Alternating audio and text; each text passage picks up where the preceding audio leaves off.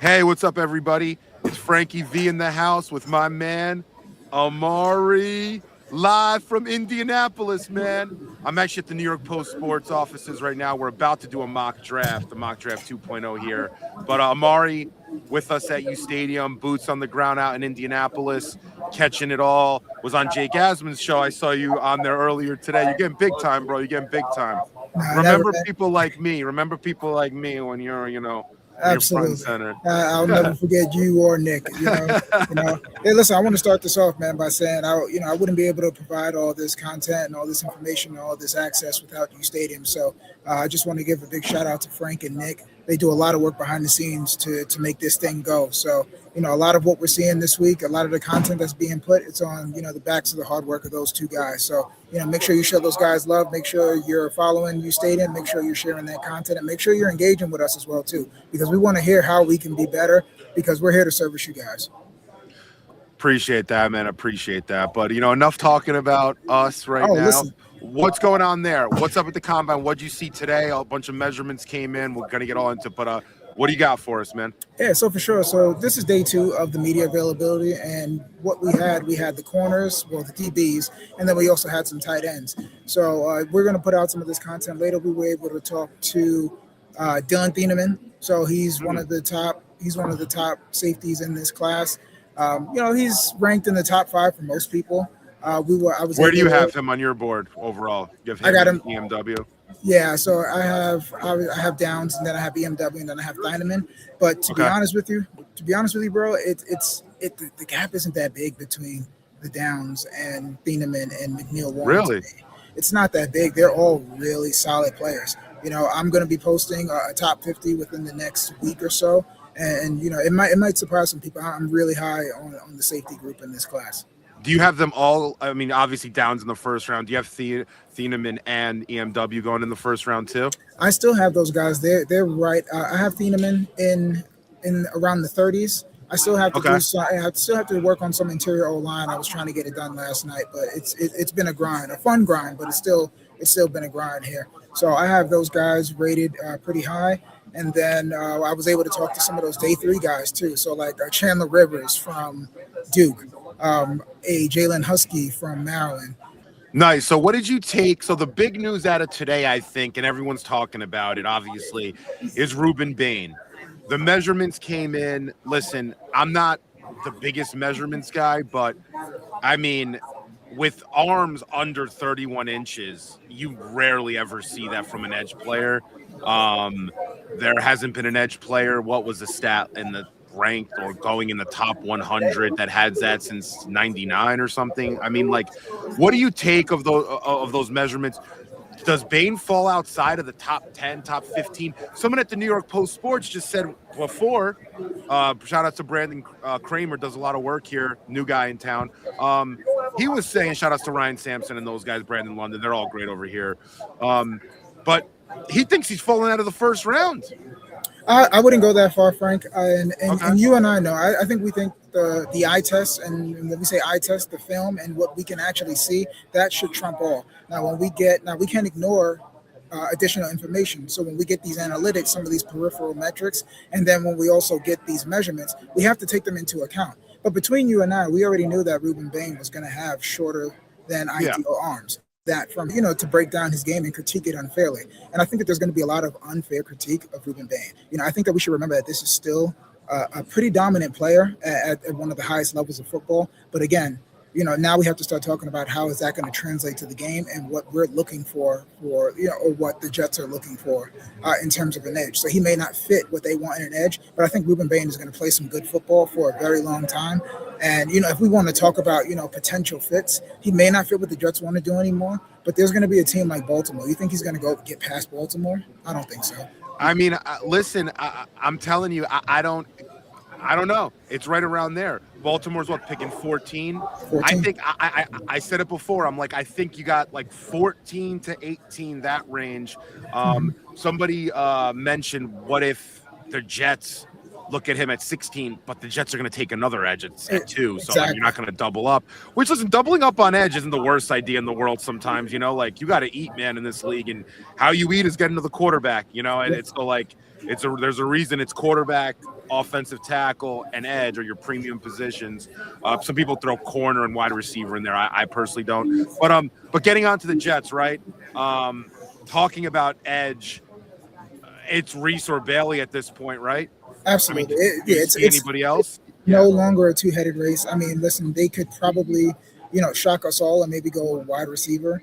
But to be You honest, think Frankie, so? You Tate or I mean, Tyson? yeah. But I just think, especially, and we're going to get into this. The trade that happened. I think it's just all setting up for an edge. And I think in this type of draft, and people can say what they want. This isn't an elite draft, but we know that David Bailey can come in and impact the game right away. We know that Reece will be able to come in and put his imprint on the game right away. So I think that it's going to be a two-horse race, and I think at that point it's just what's your flavor of pass rusher? You want a younger guy with a higher ceiling and that's a little bit more bendier, or do you want the established ass kicker, day one with the polished pass rush arsenal? So they're going to have to do their homework. But I'll tell you what, man, I was one of the people that was saying, hey, listen, I'm not sold on Darren Mougey yet. Last year, all he did was make a bunch of safe plays. Listen, Armand Member was a home run. But again, it was a home run. Frankie, you could hit a home run if I soft tossed it to you. So is it really a home run? No, you hit the home run, but it was like, it was a soft toss. So, I didn't even throw it overhand. Yeah. And then you some just fell in my eye. I don't know. No, you're good. You're good. No, you're good. And then it's like, eyelash. I'm like, oh. It's like Mason Taylor. Okay, high floor, high character kid. And then you went AZ Thomas, kind of threw us all off. You went AZ Thomas and got a corner when you already had two corners. So I thought they played it really safe. They went with a lot of high character guys, and after what Harrison Phillips said during Super Bowl week, you kind of see why they had to go after those high character guys, because some of those solid guys left over weren't how should I put this? They weren't mentally as tough as you'd like your favorite football team players to be. Yeah, I was saying that before, man. Like about this Jermaine Johnson trade. Listen, Jermaine Johnson is part of a core of guys that were here that, listen, good players, but they lost way too much here. Things get stale sometimes. So I think for Jermaine's sake, it makes sense to go to Tennessee. He's coming off an injury. Saleh likes some new spot. He can sort of, I don't want to say reinvent himself, but he can get some newfound life over there. Sometimes you need that in anything. So I think for Jermaine's sake, it's good. This Sweat kid's good though, man. He's good. He's a better version of Jawan Briggs to me as a DT. Now, from the Jets standpoint, not to get too much into them, but you got 3 defensive tackles now. They're gonna probably want to play. I was saying more of the 3-4 hybrid kind of fronts there. I don't know how you're gonna play all of them. How do you play Phillips, Briggs, and Sweat? They're all kind of just, I don't know, do you want to call them a 3 technique or whatever? And, in a 3-4, who's playing the 5? We'll see, though. That's for another day. But what do you hear? Yeah. Listen, okay, I thought you wanted to flush that out. Okay, no, we can say that for another day.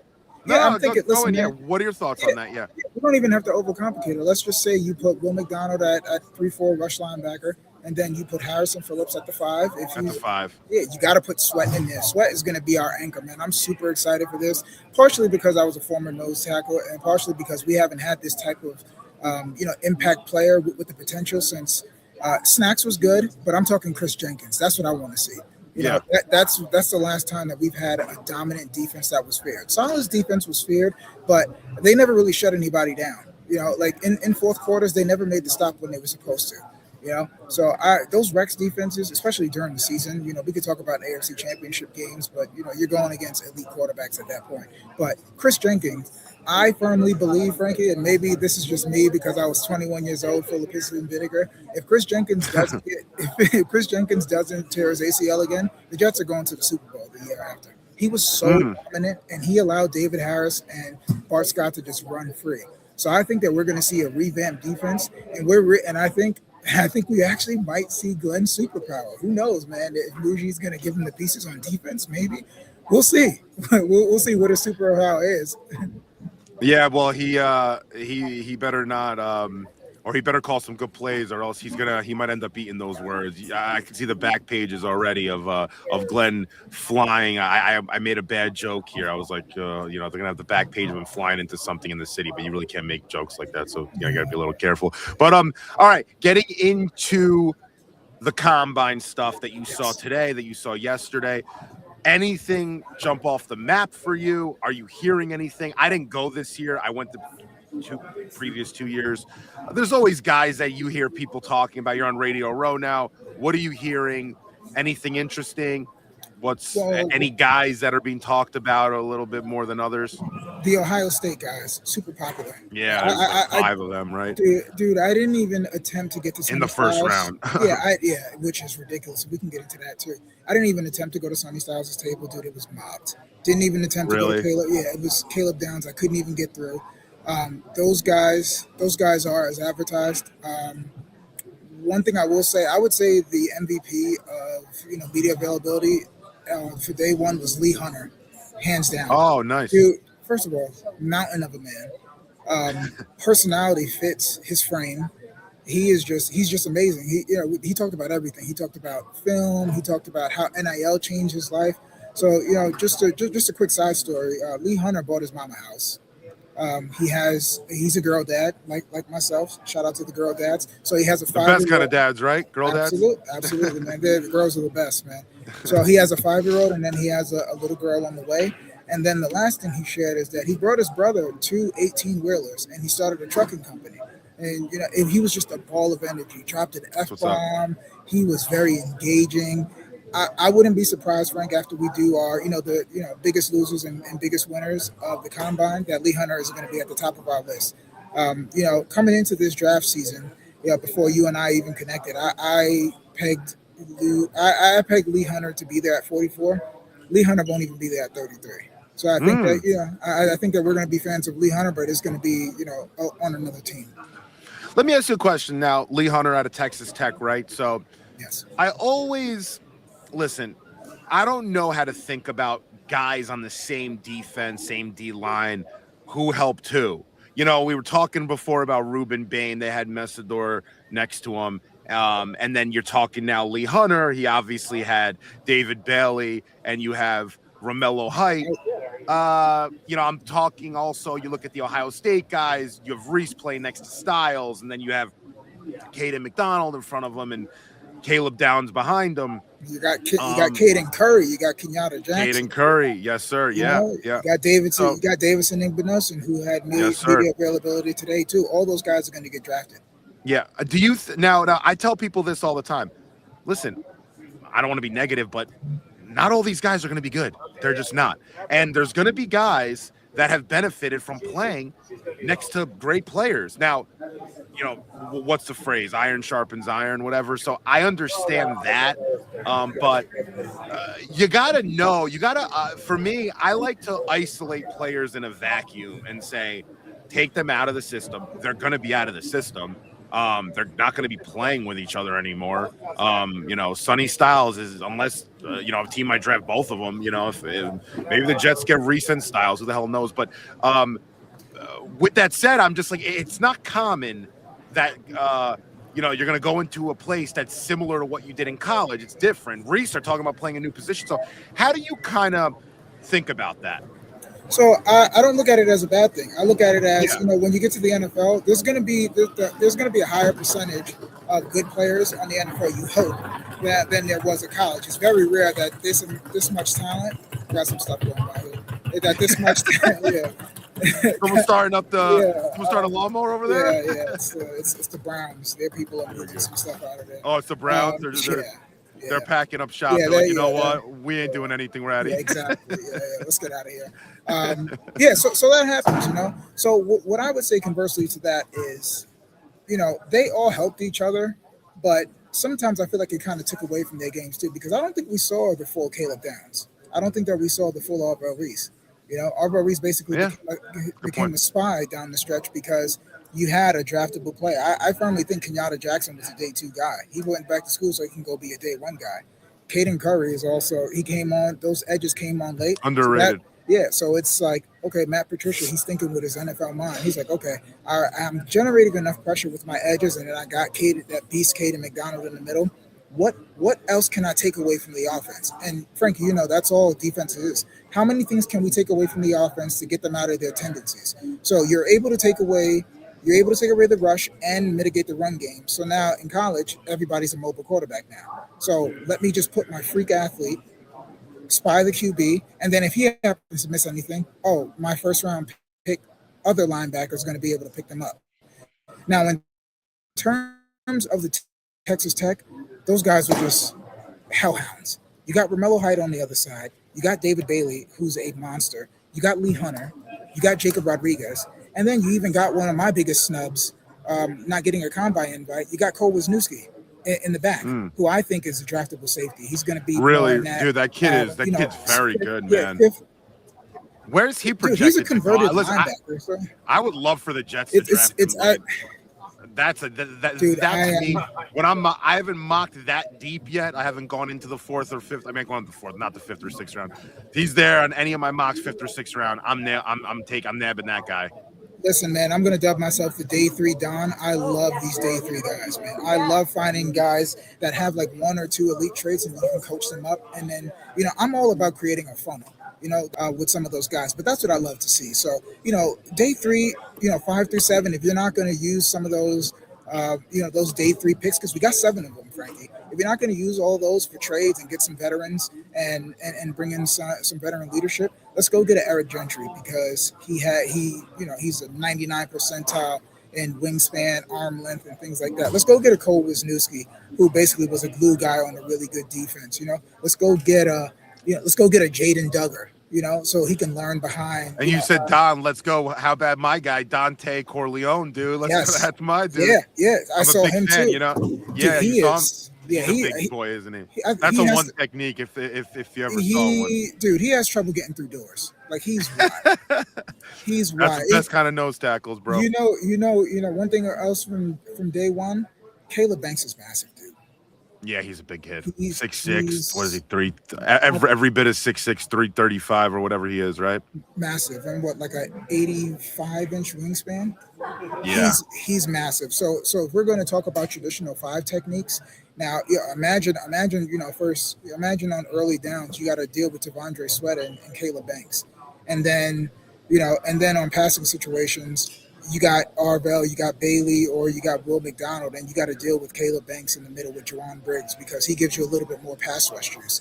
Now we're getting that interior pressure, because that's how the Seahawks won. Everybody wants to talk about the defensive backfield, and I'm guilty of that as well, too. The Seahawks won because they dominated that line of scrimmage, and specifically up the middle as well, too. So now we just need more bullets in the chamber. That's it. Yeah, one of my favorite prospects out of that draft, Byron Murphy, basically came on big this year for them.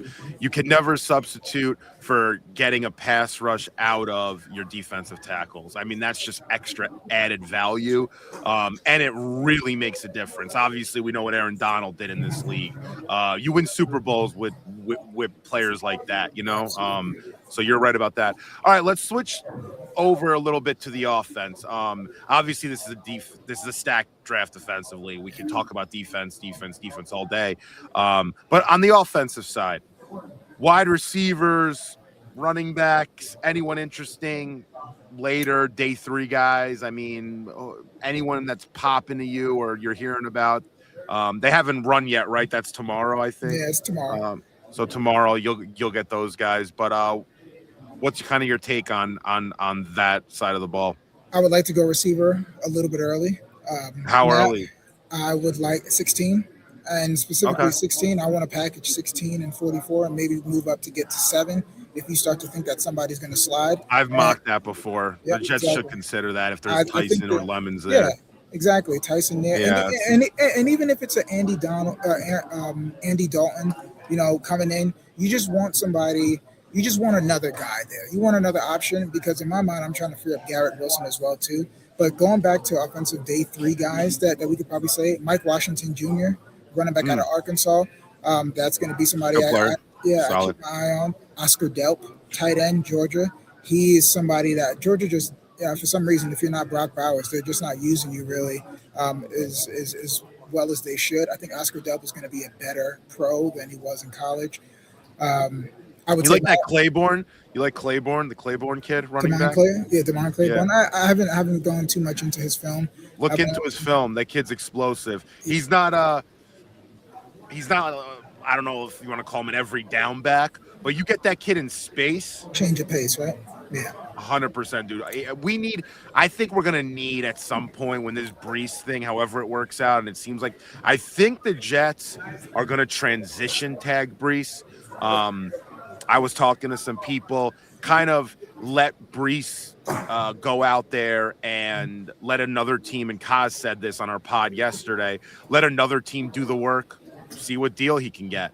And if you want to match, you match it. If not, then you're going to have him on $10 to $11 million for the year instead of the 14.5. Again, the non-exclusive tag, you're basically handcuffing him. No one's going to give a running back a deal and give you 2 first-rounders. I always say the non-exclusive tag was made for quarterbacks. Wasn't made for really any other position. But with that said, yeah, I think when this Breece thing's over, the Jets should look at a change of pace kind of back. I still have faith in Braylon Allen. I know people are off that because he got hurt. I give him another year. That kid can play. But moving on to, keeping on our convo, I mean, moving on from the Jets, I feel like we always go back to it. What other offensive guys? You think tight ends? Anyone you could think of in day 3 that maybe you want to? I think the Jets need another tight end in that room, especially someone that's just a pass catcher. Yeah, someone explosive.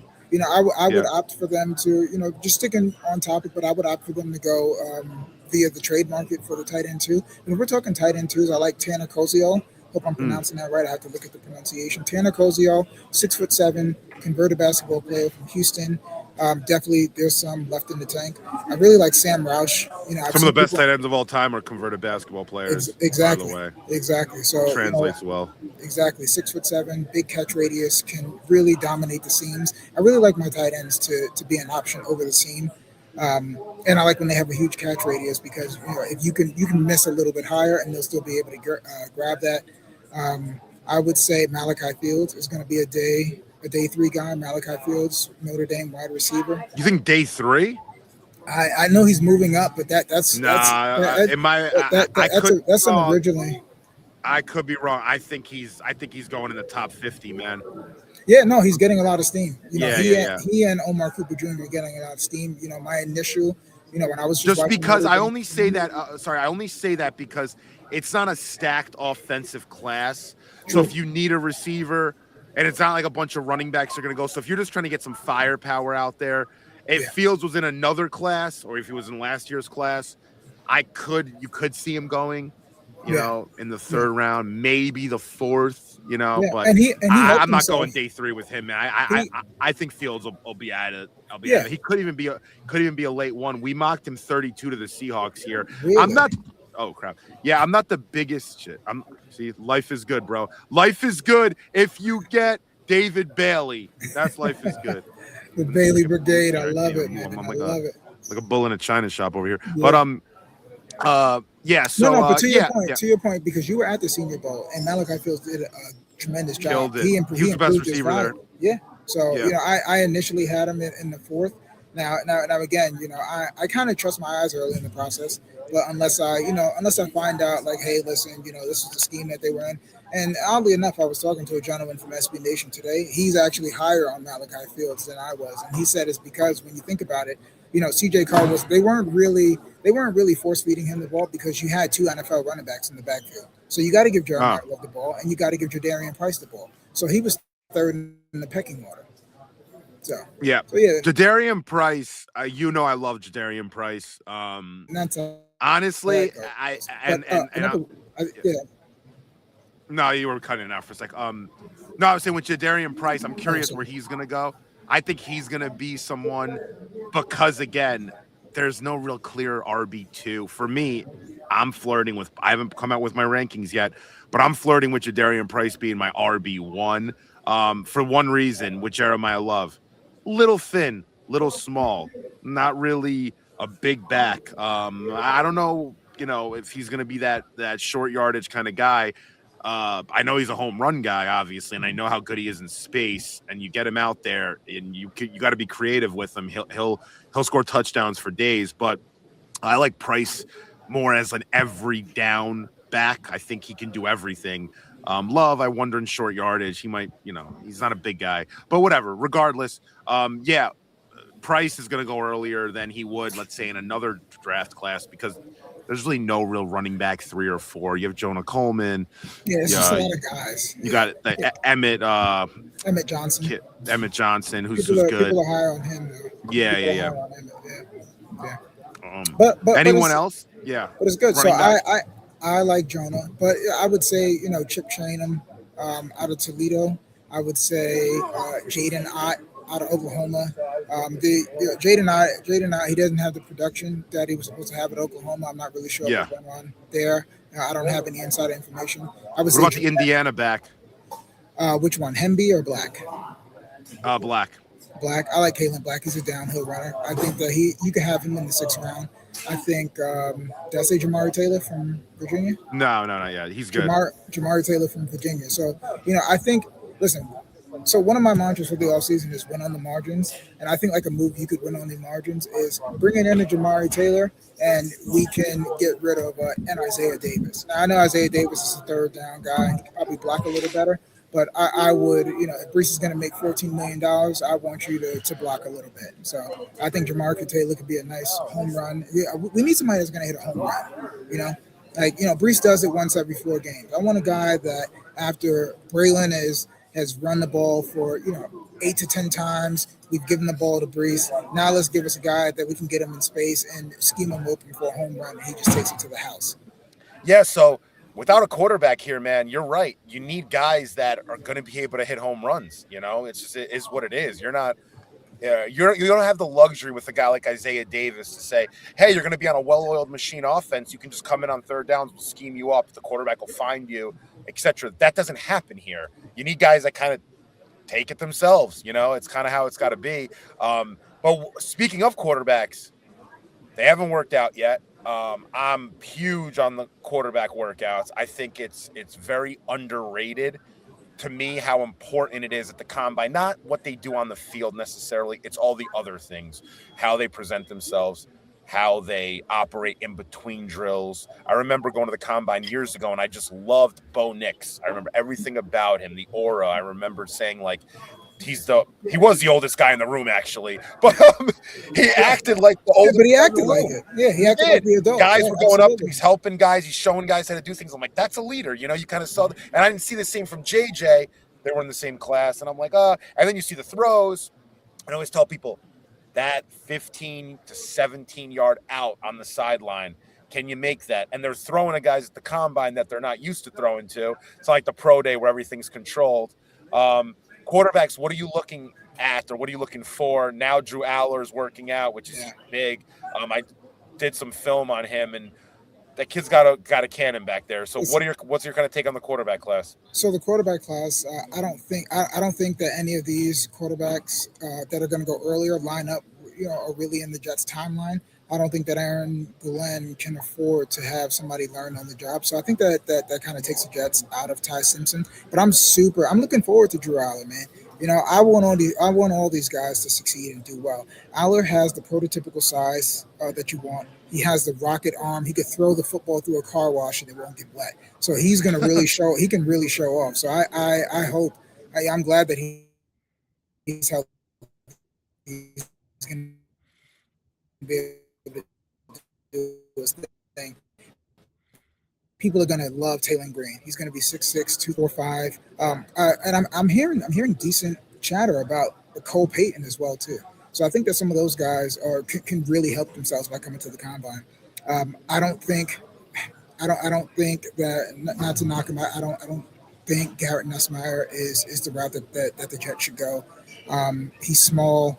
The arm is not ideal. I think that he's more of a game manager, and I don't really think that he's going to be like, a great game manager. And again, he doesn't really fit the timeline unless you just want a young backup just to be primarily a backup. And I don't even think that you could waste even pick 103 on that. If I'm going to take a swing, day 3, 103, let's just come out the gate and let's just get Drew Aller. Let's just go. Like at least it'll surprise us. He's got some Josh Allen to his game. He's a little reckless. I like that he takes chances.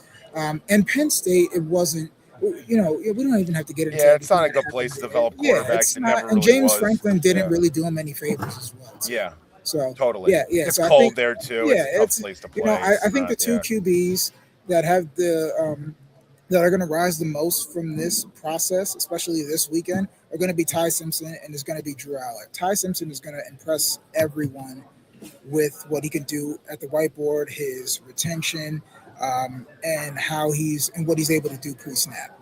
It's just and the more we find out about it, it's just like, okay, his number one receiver got the yips basically in Ryan Williams. It wasn't, it wasn't, weird year, it wasn't, it wasn't. They had no run game. Also, they had no run their game. offensive line was like this is a whole new Bama. This isn't Saban's Bama.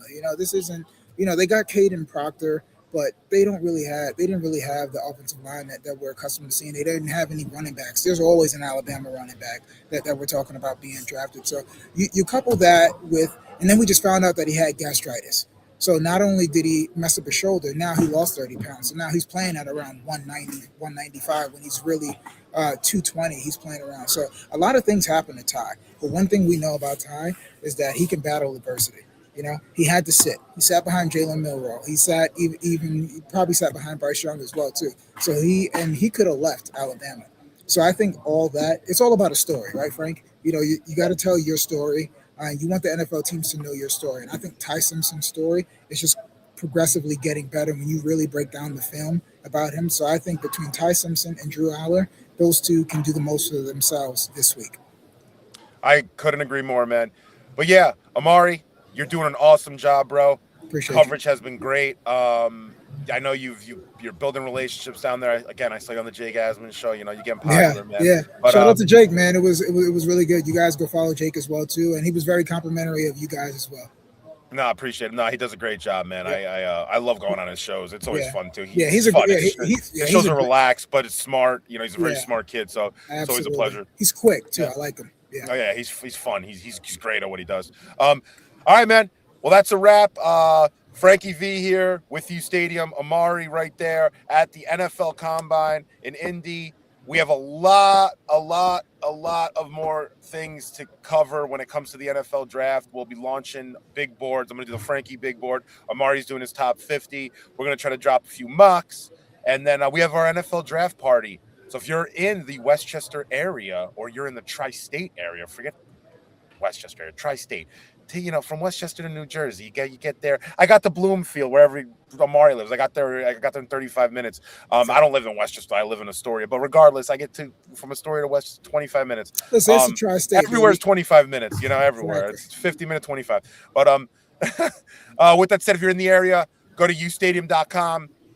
Come join us draft night. It's a golf outing during the day, and then it's a draft party at night. I'll be doing coverage there live, as will Omari. We'll comment on the picks. You can come up to the mic if you know what you're talking about, because I see a lot of people on Twitter that they have all these opinions. That you study the prospects. Don't have opinions unless you know what you're talking about. Exactly. But just kidding. But with that said, shout outs to you, Omari. U Stadium. We're out.